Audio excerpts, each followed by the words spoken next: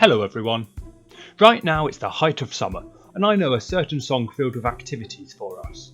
But once we've exhausted the list, I've come up with my own list of fun and tested tasks involving farm animals. So here's one: making a pig fly. Because, as we all know, there's a certain saying about these porky lads, and this saying was challenged by John Moore Brabazon.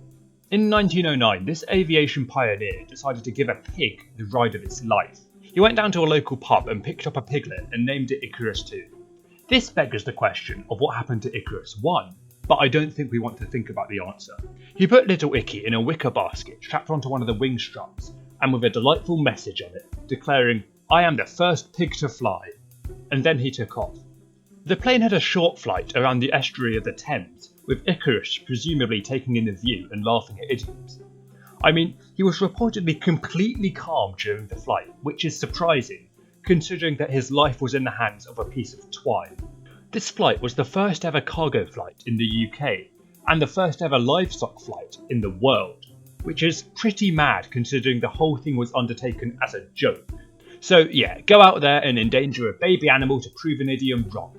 Here's another: give a goose some shoes. Andy the goose was hatched on a farm in 1987, and something was a little off about him. See, normally a goose is born with feet, like a human, but Andy had had his feet depleted and deleted. What I'm trying to say in a roundabout way is that the goose had no feet. A couple of years later, a local inventor type, Gene Fleming, found out about this guy and adopted him, and then he gave him a skateboard. But when, surprisingly enough, Andy couldn't skateboard since he was a goose, Gene opted for shoes. So Gene bought some infant-sized shoes for his goose and got through about one pair a month. Andy grew in fame on account of his being a literal goose in shoes and went national, even appearing on Johnny Carson, which I reckon is preferable to appearing in one of James Corden's weird traffic light dance things.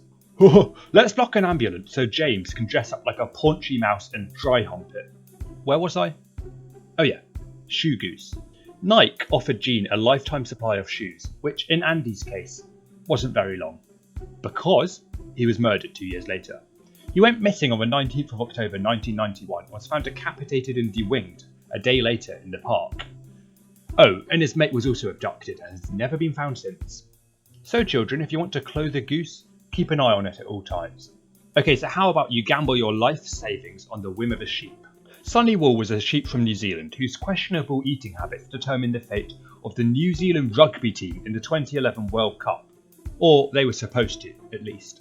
See, the sheep was given 2 different boxes of hay, each with a flag on it, and whichever it picked was predicted to win. Now, even as a man of science-ish, I'm inclined to believe the prediction abilities of a random sheep, especially considering that it had a 75% prediction accuracy, including in the finals, which is all that really matters. This sheep became a kinda big deal though. And as they say, with great fame comes great death threat.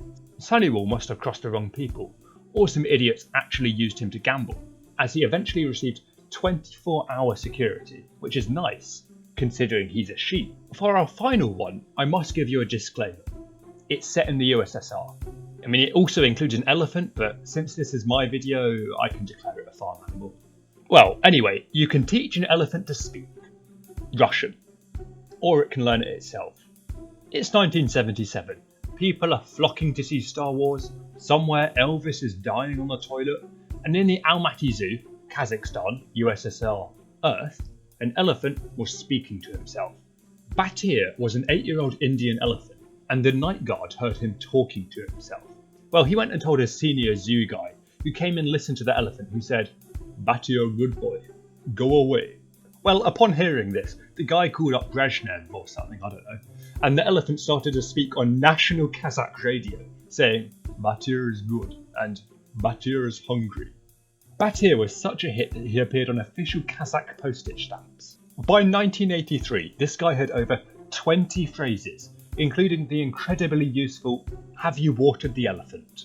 He wasn't above using some more Russian terminology, as he apparently said "go to hell" in Russian while shooting for TV, presumably doing the nation proud. I can't find a natural segue to this, but he was also fond of the Russian word for penis. Well, like any wordsmith in his prime, drugs got to him and he died in 1993 when zookeepers overdosed him.